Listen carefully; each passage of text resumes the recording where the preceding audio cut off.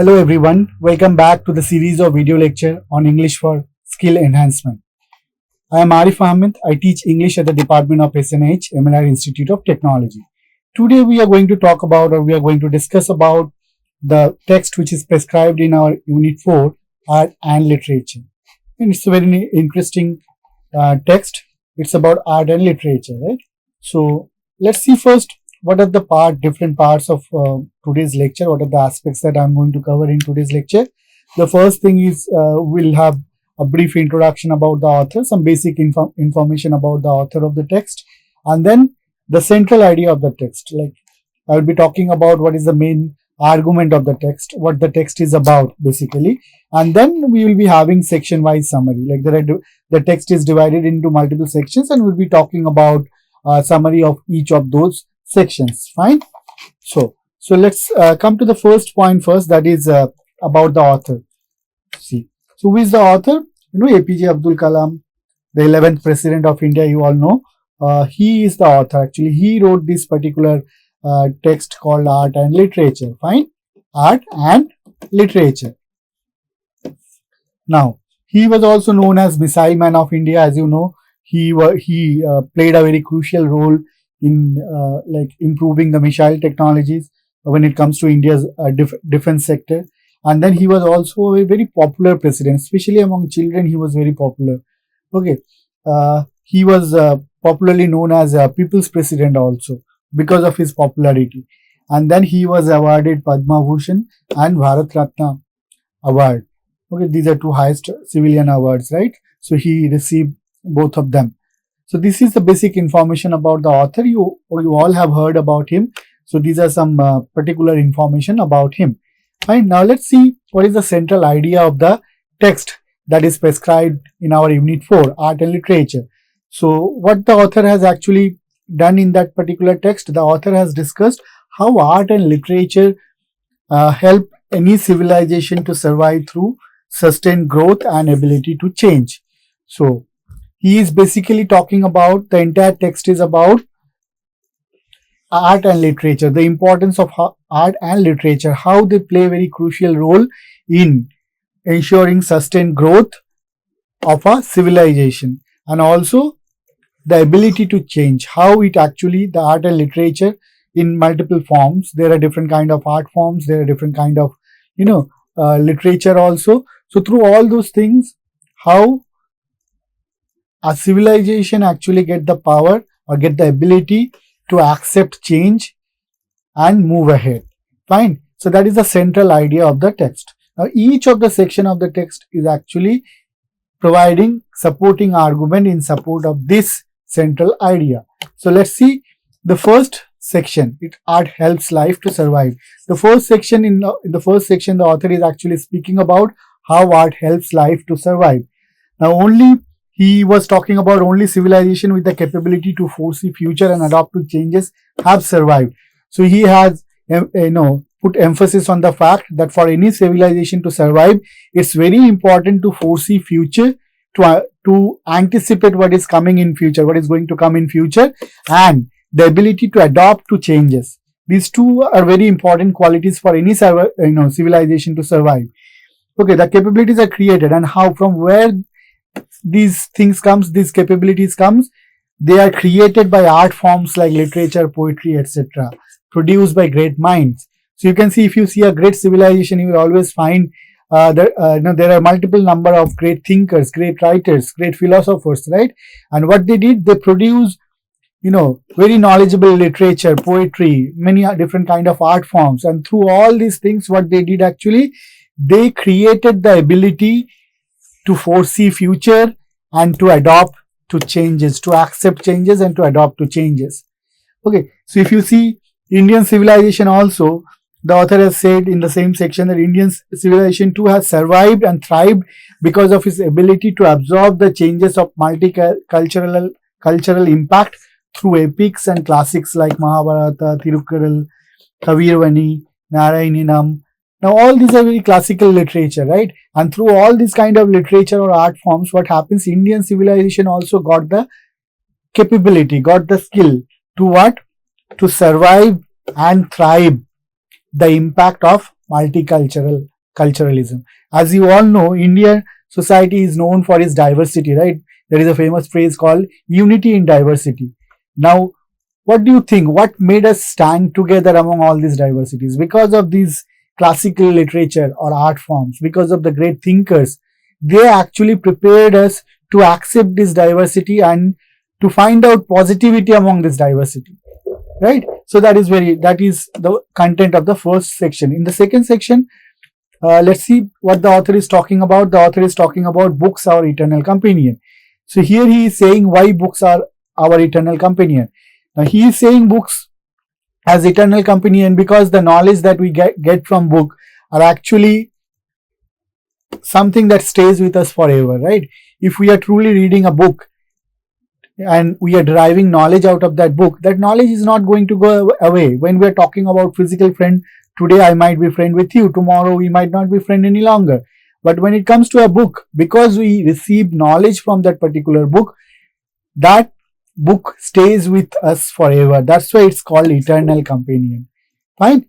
Now, he gave him one example that how a small book actually, Euclidean geometry, which was offered by Einstein's mentor Max Talmud to him, it actually changed his life, Einstein's life. A small book which was offered to him by his mentor, and it actually changed the mind of the greatest scientist, we can say, by teaching him how to explore universal truth. Now, why that book changed his entire life? Because through that particular book, he learned how to explore the universal truth. And that particular knowledge stays with him forever, right?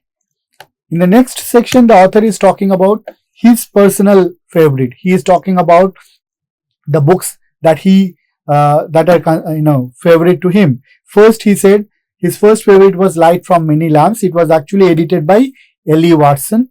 Okay, and why he considered this particular book as one of his favorite? Because it taught him to adopt a balanced approach towards lives. So what happens, one common problem that we face is we get easily overwhelmed. It can be either by sadness or either by happiness, right? We can easily get overwhelmed. We do get overwhelmed, in fact. Now it's very important to approach a balanced, balanced approach towards life. Why? Because we cannot afford to be too sad and completely bogged down because of overwhelming sadness. No. At the same time, we cannot be too excited and get carried away by overwhelming happiness. There should be a balance. And according to author, this particular book actually taught him that quality. And that's why he considers this particular book as his favorite. Then second one, it's an Indian author actually, Tamil author. It was written in Tamil only, Thirukkural. This is another book, second favorite book of APJ Abdul Kalam. Please do not forget, I'm talking about author APJ Abdul Kalam. Fine. Now, why Thirukkural? It was written by this particular author, and why it was favorite to him? Because it offers code of conduct for a life. Now, it gave him an idea about how to lead a ideal life, or perfect life, you can say, a virtuous life. It elevates author mind to think beyond narrow concepts like nation, language, religion. Another reason for which he considers this particular book as his favorite is because this particular book taught him to come out of the narrow concept of nation, language, religion, all those things. It elevated his mind, you can say, author's mind. That's why author APJ Abdul Kalam considered this particular book also as his second favorite. Then the third favorite book of APJ Abdul Kalam was Man the Unknown. Now this was written by Dr. Alex Cardill. He was a Nobel laureate also. And why he considers this particular, APJ Abdul Kalam considered this particular book as one of his favorite?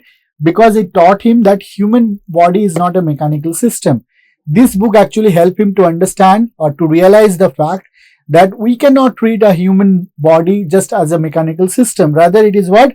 It is a combination. It is a fine combination of what? Mind and body. These two things. It is an integration of mind and body.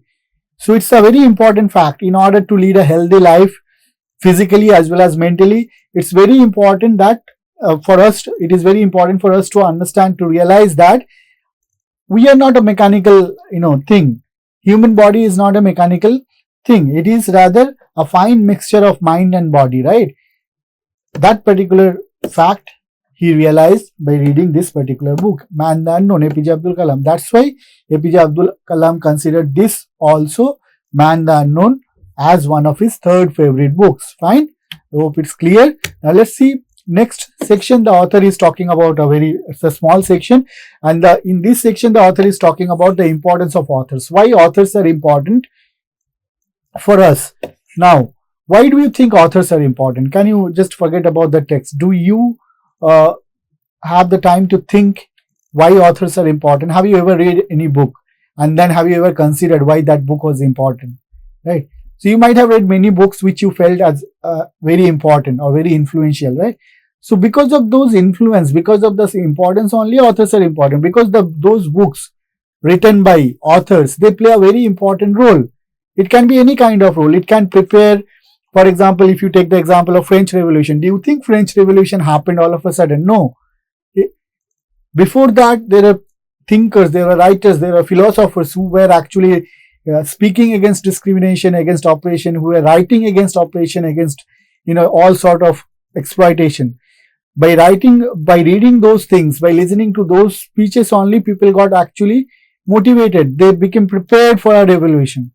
So whenever it comes to a positive change, please understand that behind those changes, authors play a very important role, because they actually prepare the human mind, the mind of the common man, to accept those changes or to bring those changes to society. Fine. He gave one example, Jayakanthan. It was an Indian writer. According to author, he was very favorite, like APJ Abdul Kalam considers him as one of his favorite writer.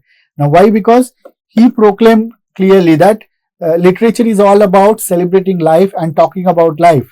So whenever, according to Jayakanthan, literature is all about mirroring the society. Whichever bad thing is there in the society, it should be reflected through literature, so that people realize, identify the bad thing and then act upon them. That's why he was APJ Abdul Kalam's favorite. In the next section, the author is talking about music, dance and drama. Why they are important. Now, according to author, music are very important, both music and dance, because they have uniting power. They can unite people.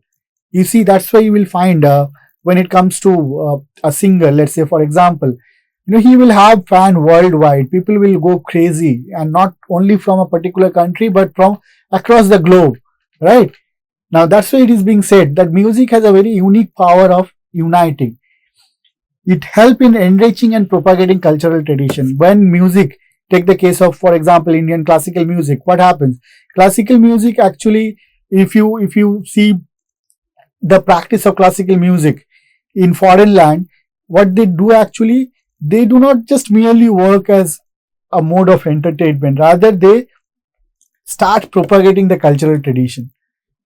People get to know about Indian culture through Indian classical music, right? So that is one important role that music can play. Music and dance can embolden the message of peace and harmony. They can actually talk about music and dance. Through music and dance, we can actually propagate, we can spread the message of peace and harmony, right? Dramas, if you take the case of dramas are also very important. They are not only merely forms of entertainment, but a very important and powerful medium to educate and invigorate human minds. So it's very important. Dramas also plays very important and crucial role, okay, when it comes to the contribution of making a civilization great. In the next section, the author is talking about the power of films. Now, the author said that films also are very important. APJ Abdul Kalam said that films are also very important. Why? Because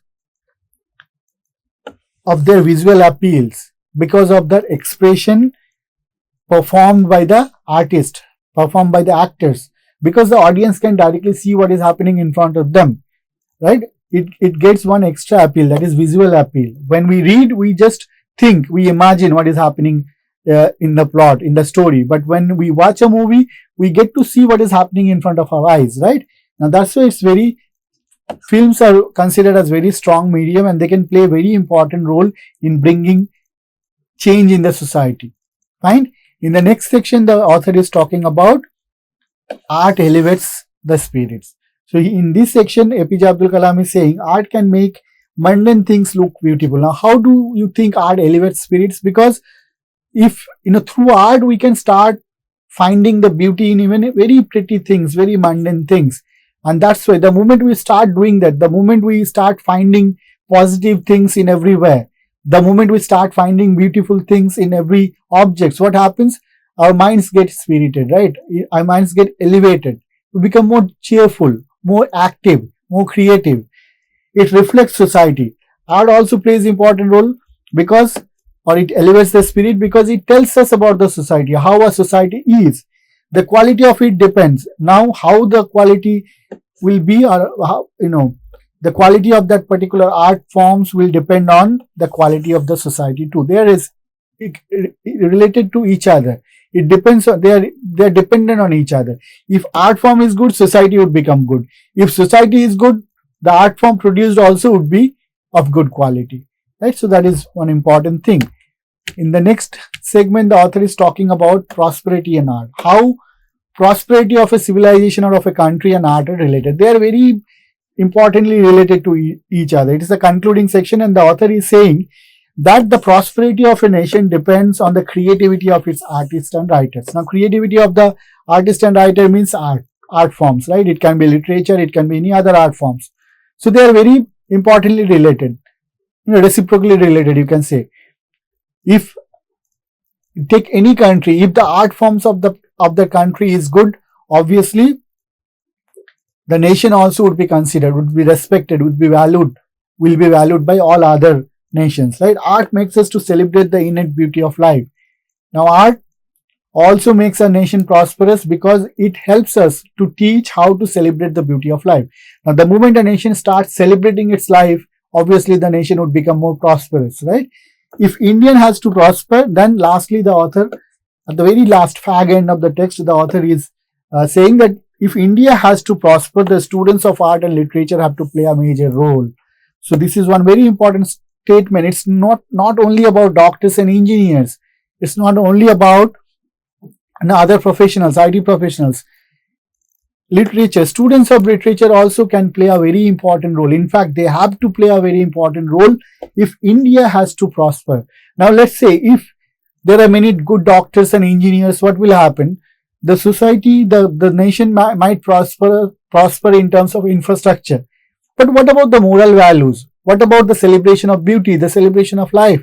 That will happen only if the students of art and literature comes forward, if they start or they write very good quality novels, short stories, like literature, through their paintings. Now, if they don't do all these things, society might progress in terms of infrastructure, but when it comes to moral values, the mental growth of a nation will become stagnant. So that is one very important statement. Fine.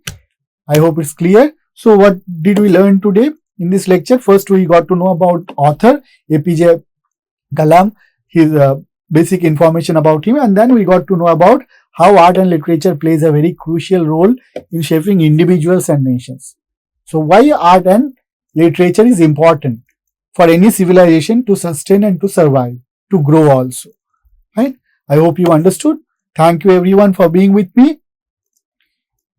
We'll meet again with the next topic. Thank you everyone.